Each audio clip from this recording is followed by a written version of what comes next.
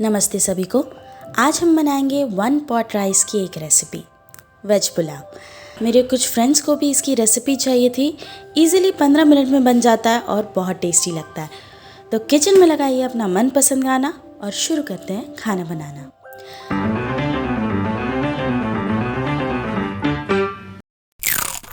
सबसे पहले मैंने 1 कप अरवा चावल लिया है। आप बासमती भी ले सकते हैं। इसे 3 से 4 पानी से धो लीजिए। इसके साथ आप लीजिए कुछ खड़े मसाले जैसे दालचीनी, लौंग, तेज पत्ता, बड़ी इलायची, काली मिर्च, छोटी इलायची और जीरा। साथ ही साथ सब्जी में रखा है मैंने प्याज, सोयाबीन बरी और आलू। अब जीरा, तेज पत्ता और दालचीनी को छोड़कर सारे मसाले कूट लें। इसे अलग निकाल कर रख लें और अदरक लहसुन भी कूट लें। अब एक कुकर में डाला है मैंने सरसों तेल। आपको नहीं पसंद है आप कोई और भी यूज़ कर सकते हैं। इसमें डाल देंगे हम आलू। जब थोड़ा फ्राई हो जाए आप इसे निकाल लें। अब इसी बचे तेल में हम डालेंगे सारे अपने खड़े मसाले।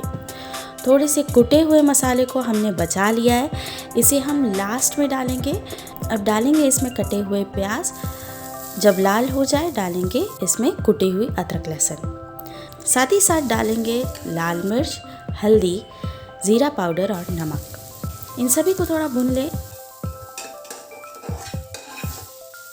अब डालेंगे इसमें हम अपनी सब्जियां। आप अपनी पसंद की कोई भी सब्ज़ी यूज़ कर सकते हैं, पर मैं ये दोनों रिकमेंड करूँगी, आलू और सोयाबीन। आपके पास अगर सोयाबीन भी नहीं है तो आप आलू ज़रूर डालें। इसके साथ चावल, इसे अच्छे से मिक्स कर लें। अब डालें इसमें पानी। मैंने पानी अपने चावल के हिसाब से लगाया है। पानी हमेशा चावल के हिसाब से वेरी करता है। बासमती जल्दी गलती है, उसमें कम पानी पड़ता है। वही अगर आप बाबा चावल खाते हैं तो उसमें ज़्यादा लगता है। हर चावल के लिए पानी सेम नहीं होता है, तो थोड़ा बहुत अंतर रहेगा। जैसे ही ये उबले, बिना समय ज़ाया किए डालेंगे इसमें नमक और लास्ट में बचे हुए गरम मसाले।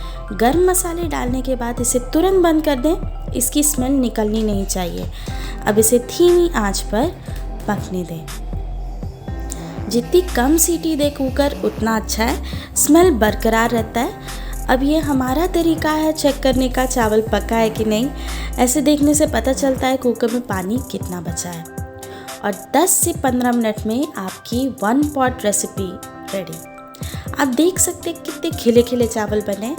इसे मैंने लास्ट में धनिया से गार्निश किया है, बस थंबनेल के लिए, कोई ज़रूरी नहीं है। इसे आप ऐसे भी खा सकते हैं या अपने किसी मनपसंद करी के साथ भी खा सकते हैं। मैंने लेफ़्ट ओवर चिकन के साथ खाया था।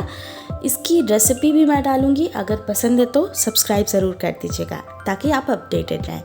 और रेसिपी पसंद आई हो तो शेयर करना ना भूलें, क्योंकि इसके पैसे नहीं लगते।